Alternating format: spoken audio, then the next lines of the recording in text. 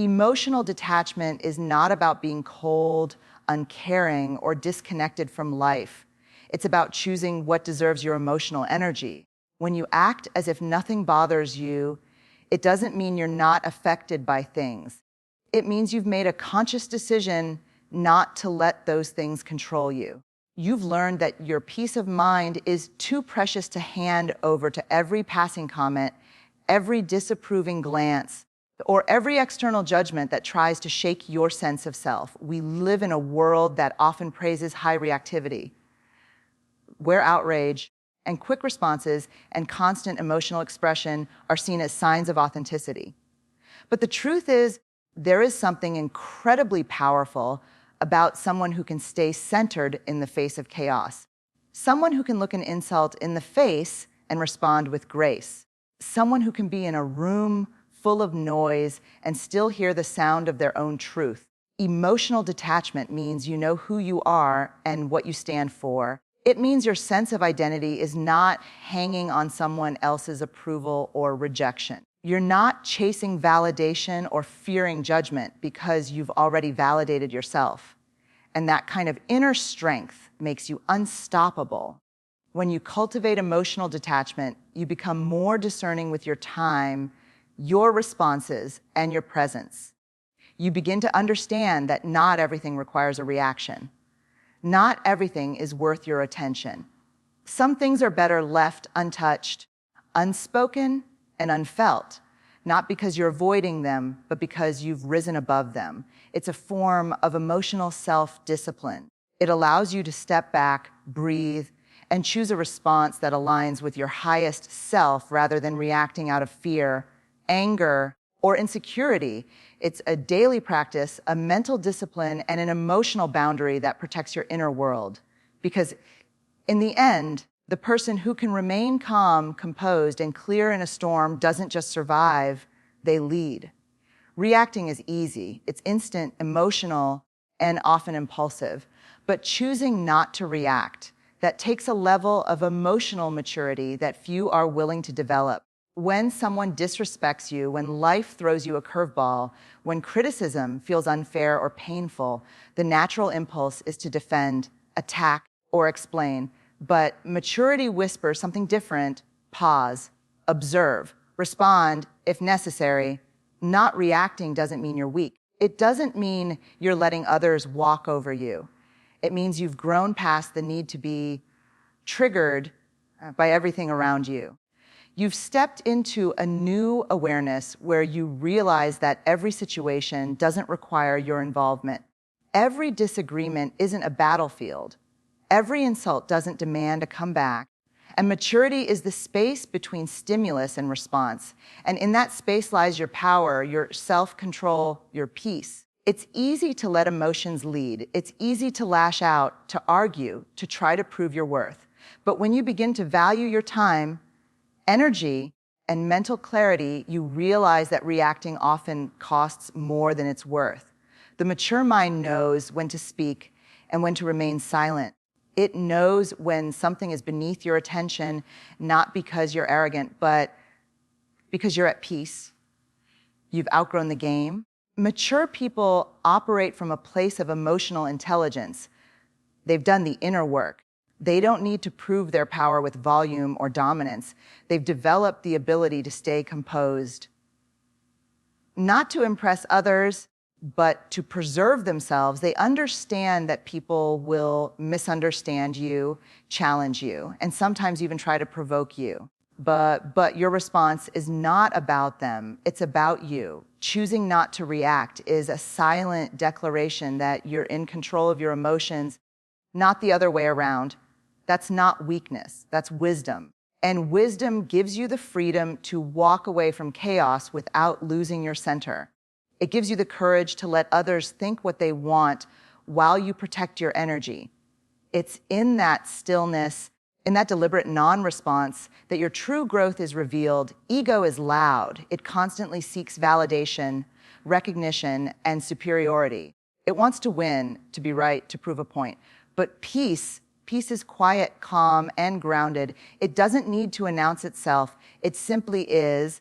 When you begin to prioritize your peace over your ego, you step into a space of real emotional intelligence, one where you no longer allow every trigger, insult, or disagreement to pull you into conflict.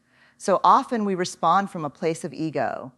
We feel attacked, and our first instinct is to defend. We hear criticism, and we feel compelled to argue. We sense disrespect, and we instantly react, hoping to restore our pride. But every time we allow ego to lead, we sacrifice a bit of our inner peace. We let the external world dictate our internal state, and that's a battle we can never truly win. Choosing peace doesn't mean you let people walk over you. It means you walk away from what disturbs your balance. It means you understand that not every situation deserves your reaction, because your well-being is more important than being right. The person who truly knows their worth doesn't need to convince others of it. They don't need to win arguments or prove superiority. Their calm confidence speaks for itself. There is a freedom that comes with choosing peace over ego. You stop feeling the need to explain yourself to people who are committed to misunderstanding you. You stop chasing validation from those who cannot see your value. You begin to protect your mind, your space, and your time like sacred ground, because you realize how much damage ego-driven reactions can cause.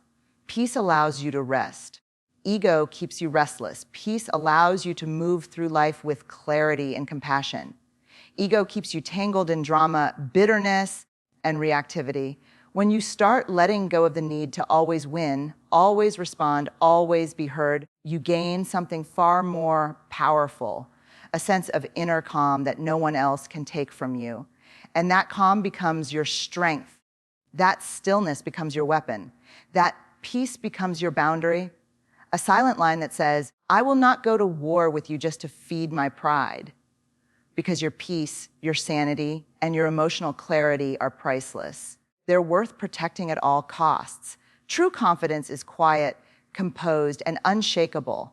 It doesn't need a spotlight to shine. It doesn't need applause to feel valid. It lives in the way a person carries themselves when no one is watching. In contrast, insecurity tends to scream for attention. It tries to fill the void of self-doubt by constantly seeking validation, control, or praise from others. It is loud, reactive, and often defensive, not because it is strong, but because it is uncertain. When you act as if nothing bothers you, you're not pretending to be strong, you're allowing your confidence to speak through your calm. Confident people don't need to raise their voice or prove their worth in every conversation. They don't need to dominate every discussion or be at the center of every narrative. Their assurance comes from within, and that inner foundation allows them to remain unaffected by temporary noise and shallow opinions. A confident person doesn't feel threatened by silence. They don't feel diminished by someone else's success. They're not constantly in competition with others because they know who they are and what they bring to the table. Their sense of worth isn't inflated by praise nor deflated by criticism. They know that self-worth isn't built on how loudly you speak. It's built on how consistently you stand in your truth. Insecure people, on the other hand, often mask their fear with aggression, arrogance, or constant talking. They interrupt, argue, and over-explain because they fear being misunderstood or overlooked. They are easily offended because they view every comment as an attack, every disagreement as a threat to their identity. But when you've done the inner work, when you've embraced your flaws and your strengths alike, you no longer need external approval to feel complete. Confidence allows you to walk into a room without needing to announce yourself. It allows you to remain centered even when others try to provoke you. It's the kind of quiet strength that can disarm hostility without a single word. Because people can feel it. They can feel when someone is rooted in self-awareness and self-acceptance. When you operate from confidence, you don't need to prove yourself. Your energy does it for you. You listen more than you speak. You observe more than you react. And you understand that being grounded in who you are is far more powerful than any performance debate or validation seeking behavior. It's not about appearing strong, it's about being strong, even in silence. One of the most freeing realizations in life is understanding that not everything someone says or does is about you. Often, people aren't responding to you. They're responding to their own pain, insecurities, and unhealed wounds. When someone criticizes you, unfairly lashes out, mocks, dismisses, or undermines you, it often says more about what they're carrying than it does about your worth. These are emotional projections, internal struggles that get pushed onto others as a way of avoiding self-confrontation. You don't have to carry that. You don't have to absorb energy that doesn't belong to you. Emotional maturity means recognizing when someone's behavior is a mirror of their inner turmoil, not a reflection of your shortcomings. And instead of reacting or internalizing it, you learn to observe it from a distance without letting it poison your self-perception. Think of it like this: you are a container. You decide what gets poured into you and what doesn't. When you absorb every emotion, every passive-aggressive comment, every guilt trip, every sarcastic remark, you fill your inner space with things that are not yours to hold. Over time, this emotional clutter creates anxiety, self-doubt, and burnout. But when you build the self-awareness to say, this isn't mine, you begin to protect your space, your energy, and your peace. People will project their fears onto your dreams. They will project their failures onto your ambition. They will project their unresolved shame onto your confidence. But just because they're projecting doesn't mean you have to receive it. You don't need to respond to every jab. You don't need to correct every false perception. You don't need to shrink just because someone else is uncomfortable with your growth. Learning not to absorb projections is not cold, it's clarity. It means you see things as they are, not as your ego fears them to be. It means you respond with discernment, not defensiveness. It means you stop carrying burdens that were never yours to begin with, because every time you reject a projection, you affirm your boundaries. You affirm your sense of self. You affirm that you will not be defined by someone else's pain. The world is full of people projecting online, in relationships, at work, in families. But the strength lies in the stillness, in being able to stand in the storm without letting the storm inside of you.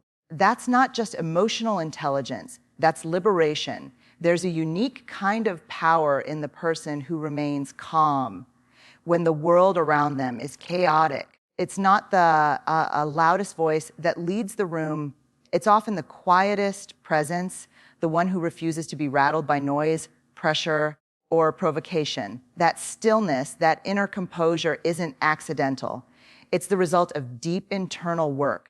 It's a strength that's forged through struggle, through choosing reflection over reaction, and through building an unshakable foundation within. In life, storms are inevitable. Conflict, loss, disappointment, and criticism will all come. But what separates those who merely survive from those who rise above is the ability to stay emotionally anchored when everything feels like it's falling apart. Stillness doesn't mean passivity. It means having such a deep connection to your values, your truth, and your self-worth that the chaos around you can't reach the calm within you. This kind of strength isn't about physical power or outward dominance. It's about emotional mastery. It's knowing how to slow your breath when tension rises. It's being able to sit with discomfort without immediately needing to fix, flee, or fight. It's choosing to observe before you engage, and choosing silence not because you don't have anything to say, but because you've realized not everything deserves your voice. When others panic, the strong stay poised. When others shout, the strong speak with intention, or not at all. This stillness is not a lack of emotion. It's a sign of emotional discipline. It's knowing your triggers, understanding your limits, and creating space between stimulus and response. That space is where wisdom lives. That's where leadership begins. And that's where peace is preserved. People often mistake stillness for weakness. But anyone who has ever had to bite their tongue when insulted, walk away when provoked, or stay grounded during overwhelming pressure knows that stillness is one of the hardest things to master. It requires patience awareness and immense self-control. It's not about suppressing your feelings. It's about choosing when, how, and whether they should be expressed. In the modern world where outrage is currency and reactivity is rewarded, stillness becomes a quiet rebellion. It's a declaration that your emotions are not up for public consumption, that your peace cannot be bought by attention or drama, that you will not allow anyone, no matter how loud or toxic, to pull you out of alignment with yourself. This stillness isn't weakness. It's the highest form of strength, the kind that doesn't need to fight to prove itself, the kind that walks through storms without losing sight of the sky, the kind that reminds others what true power really looks like, not in control over others, but in complete control over self.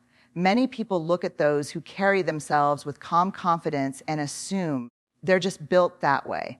But the truth is, acting unbothered, showing resilience, emotional control, and peace in the face of challenges is not something you're born with.